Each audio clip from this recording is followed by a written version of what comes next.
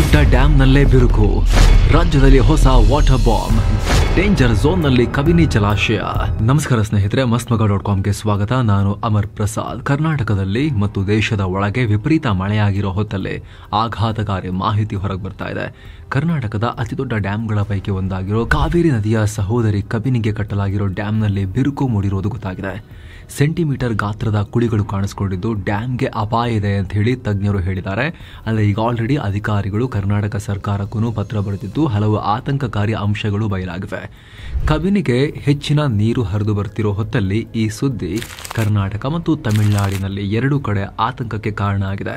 ಹಾಗಿದ್ರೆ ಕಬಿನಿ ಜಲಾಶಯದಲ್ಲಿ ಆಗಿರೋದೇನು, ಅಧಿಕಾರಿಗಳು ಬರೆದ ಪತ್ರದಲ್ಲಿ ಏನೇನು ಅಂಶಗಳಿದಾವೆ, ಅಷ್ಟಕ್ಕೂ ರಾಜ್ಯದ ಯಾವ ಯಾವ ಡ್ಯಾಂಗಳಲ್ಲಿ ಈ ರೀತಿಯ ಭದ್ರತೆಯ ಅಪಾಯವನ್ನು ಈಗ ಫೇಸ್ ಮಾಡಲಾಗ್ತಾ ಇದೆ, ಎಲ್ಲವನ್ನ ಕ್ವಿಕ್ ಆಗಿ ವರದಿಯಲ್ಲಿ ನೋಡ್ತಾ ಹೋಗೋಣ. ಕಡೆ ತನಕ ಮಿಸ್ ಮಾಡಿದೆ ನೋಡಿ.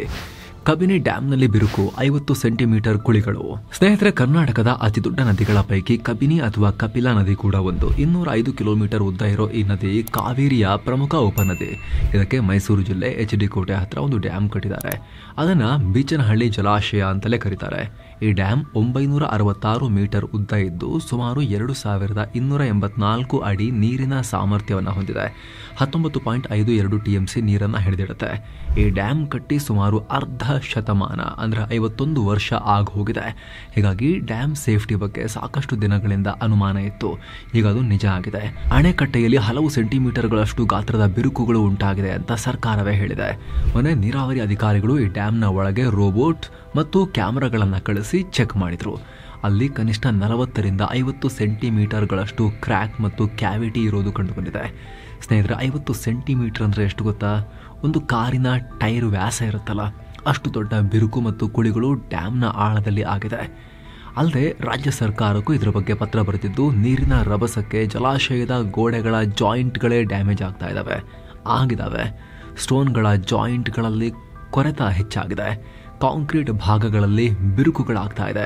ಹೀಗಾಗಿ ಜಲಾಶಯದ ಕೆಳಭಾಗದ ಗೋಡೆಗಳ ಮೇಲೆ ಡ್ಯಾಂಪ್ನೆಸ್ ಮತ್ತು ನೀರಿನ ಸೋರಿಕೆಯಾಗ್ತಾ ಇದೆ ಅಂತ ಅಧಿಕಾರಿಗಳು ಉಲ್ಲೇಖ ಮಾಡಿದ್ದಾರೆ. ತಕ್ಷಣಕ್ಕೆ ಇದರಿಂದ ಏನೂ ಅಪಾಯ ಇಲ್ಲ, ಆದರೆ ಇದನ್ನು ಹೀಗೆ ಮುಂದುವರಿಯೋಕೆ ಬಿಟ್ರೆ, ಕೂಡಲೇ ಸರಿಪಡಿಸದೆ ಹೋದರೆ ಈ ಕುಳಿಗಳು ಮತ್ತಷ್ಟು ದೊಡ್ಡದಾಗಿ ಡೇಂಜರ್ ತರಬಹುದು ಅಂತ ತಜ್ಞರು ಆತಂಕ ಹೊರಹಾಕಿದ್ದಾರೆ.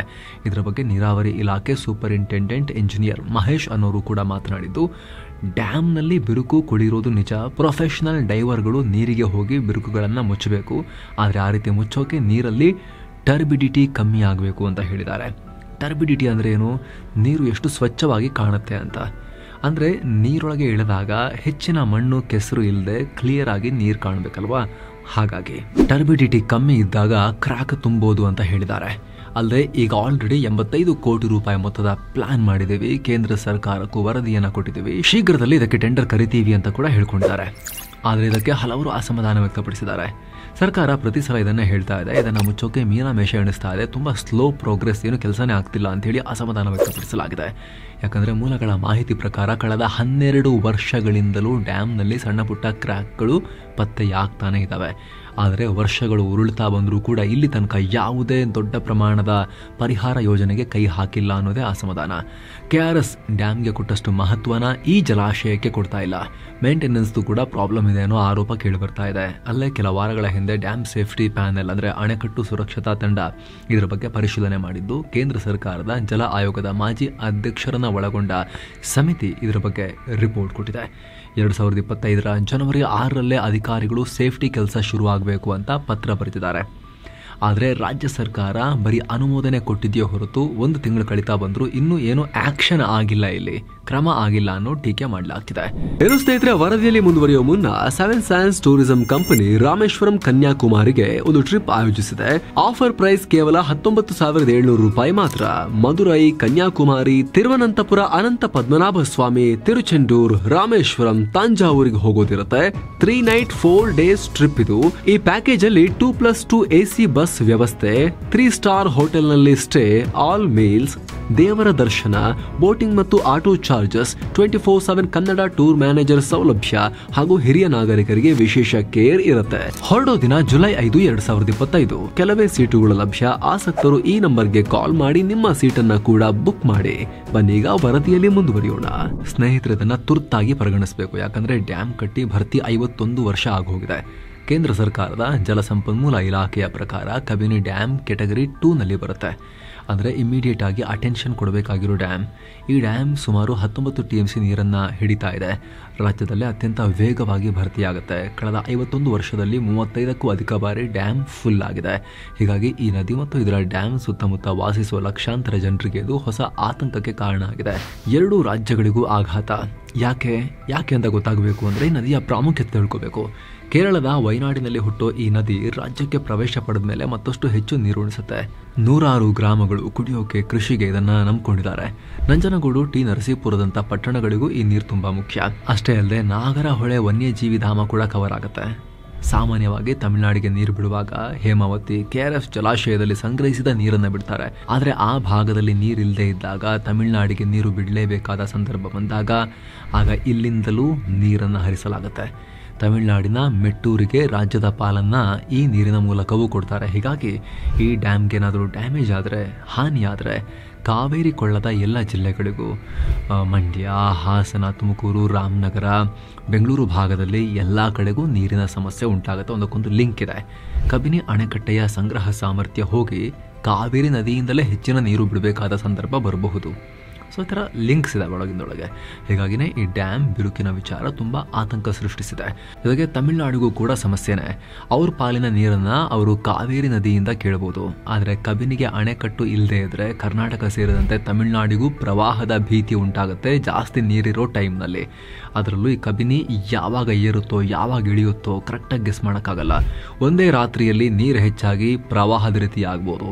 ಕಬಿನಿ ಜಲಾನಯನ ಪ್ರದೇಶ ಹೆಚ್ಚು ತಗ್ಗಿನಿಂದ ಕೂಡಿರೋದ್ರಿಂದ ಸ್ವಲ್ಪ ಮಳೆ ಆದರೂ ಕೂಡ ನೀರು ಹೆಚ್ಚಾಗುತ್ತೆ. ಜೂನ್ 26 ಗುರುವಾರ ಕೂಡ ಕಬಿನಿ ಜಲಾನಯನ ಪ್ರದೇಶದಲ್ಲಿ ಭಾರೀ ಮಳೆ ಆಗ್ತಿರೋ ಪರಿಣಾಮ ಒಳಹರಿವಿನ ಪ್ರಮಾಣ 20,000 ಕ್ಯೂಸೆಕ್ ಹೆಚ್ಚಾಗಿದೆ. ಇದೇ ಕಾರಣಕ್ಕೆ 20,000 to 30,000 ಕ್ಯೂಸೆಕ್ ನೀರನ್ನು ನದಿಗೆ ಹೊರಬಿಡಲಾಗಿದೆ. ತಗ್ಗು ಪ್ರದೇಶಗಳಲ್ಲಿರೋ ಜನರು ಸೇಫ್ ಜಾಗಕ್ಕೆ ಹೋಗಿ ಅನ್ನೋ ಸೂಚನೆ ಕೊಡಲಾಗಿದೆ. ಸೊ ಕಬಿನಿಯ ಅಬ್ಬರ ತಡೆಯುವಲ್ಲಿ ಈ ಡ್ಯಾಮ್ ತುಂಬಾ ಮುಖ್ಯ. ಇಲ್ಲ ಅಂದ್ರೆ ಮೈಸೂರು, ಚಾಮರಾಜನಗರ ಜೊತೆಗೆ ತಮಿಳುನಾಡಿನ ತಂಜಾವೂರು, ತಿರುವರೂರು, ನಾಗಪಟ್ಟಣ, ಮೈಲಾಡುತುರೈ, ಪುದುಕೋಟೈ, ಕಡಲೂರು, ರಾಮನಾಥಪುರಂ ಭಾಗದಲ್ಲೂ ಕೂಡ ಬರಗಾಲ ಅಥವಾ ಪ್ರವಾಹ ಯಾವುದೂ ಆಗಬಹುದು. ಹೀಗಾಗಿ ಇದ್ರ ಬಗ್ಗೆ ಸರ್ಕಾರ ತುಂಬಾ ವೇಗವಾಗಿ ಎಚ್ಚೆತ್ತುಕೊಳ್ಬೇಕು ಅನ್ನೋ ಆಗ್ರಹ ಕೇಳಿಬರ್ತಾ ಇದೆ. ರಾಜ್ಯದಲ್ಲಿವೆ ಹಲವು ವಾಟರ್ ಬಾಂಬ್ಸ್. ಸ್ನೇಹಿತರೆ, ಕಬಿನಿ ಡ್ಯಾಮ್ದು ಒಂದ್ ಕಡೆ ಆದರೆ ಕರ್ನಾಟಕದಲ್ಲಿ ಈ ರೀತಿ ಅನೇಕ ಡ್ಯಾಮ್ಗಳು ಅಪಾಯದಲ್ಲಿವೆ. KRS ಅಣೆಕಟ್ಟೆ ಕೂಡ 100 ವರ್ಷಗಳನ್ನು ದಾಟಿ ಮುಂದಕ್ಕೆ ಹೋಗ್ತಾ ಇದೆ. ತುಂಗಭದ್ರಾ ಡ್ಯಾಮ್ ಕತೆ ನಿಮಗೆ ಗೊತ್ತು. ಅಲ್ಲಿ ಗೇಟ್ ಕಿತ್ಕೊಂಡಿದ್ದಕ್ಕಿದ್ದಂತೆ ನೀರು ಹರಿದಿತ್ತು.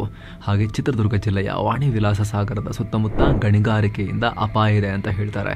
ಹೀಗಾಗಿ ರಾಜ್ಯದ ಡ್ಯಾಮ್ಗಳ ಬಗ್ಗೆ ಅತ್ಯಂತ ನಿಗಾ ವಹಿಸೋ ಅಗತ್ಯ ಖಂಡಿತ ಇದೆ. ಯಾಕಂದ್ರೆ ಡ್ಯಾಮ್ ಅನ್ನೋದು ಬರೀ ನೀರನ್ನ ಸಂಗ್ರಹ ಮಾಡೋದು ಮಾತ್ರ ಅಲ್ಲ, ಅದು ಒಂದು ದೇಶದ ಆರ್ಥಿಕತೆಯ ಬೆನ್ನೆಲುಬು ಇದ್ದ ಹಾಗೆ. ಬರ, ಪ್ರವಾಹ, ನೀರಾವರಿ, ಪವರ್ ಜನರೇಷನ್ ಹೀಗೆ ಎಲ್ಲ ರೀತಿಯಲ್ಲೂ ಇದು ಬೇಕು. ಆದರೆ ನಮ್ಮ ರಾಜ್ಯದಲ್ಲಿ ಮತ್ತು ದೇಶಾದ್ಯಂತ ಕೂಡ ಡ್ಯಾಮ್ಗಳನ್ನು ಸರಿಯಾಗಿ ಮೇಂಟೈನ್ ಮಾಡೋಕ್ಕಾಗ್ತಾ ಇಲ್ಲ. ಶಾಕಿಂಗ್ ಅಂದರೆ ಭಾರತದಲ್ಲಿ 1115 ಡ್ಯಾಮ್ಗಳು 50 ವರ್ಷಗಳನ್ನು ದಾಟಿಯಾಗಿದೆ. 2050 ಹೊತ್ತಿಗೆ 4250 ಡ್ಯಾಮ್ಗಳು ಎಕ್ಸ್ಪೈರಿ ಡೇಟ್ ಮುಗಿಸ್ತಾ ಇದ್ದಾವೆ ಅಂತ ವಿಶ್ವಸಂಸ್ಥೆ ಆಘಾತಕಾರಿ ಮಾಹಿತಿ ಕೊಟ್ಟಿದೆ. ಹೀಗಾಗಿ ಸರ್ಕಾರಗಳು ಕ್ವಿಕ್ ಆಗಿ ಗಮನ ಕೊಡಲೇಬೇಕಾದ ಗಂಭೀರ ಸಮಸ್ಯೆ ಇದು. ನೋಡೋಣ ಏನ್ ಮಾಡ್ತಾರೆ ಅಂತ ಹೇಳಿ. Thank you so much. ಮತ್ತೆ ಭೇಟಿ ಆಗ್ತಿರೋಣ. ನಮಸ್ತೆ.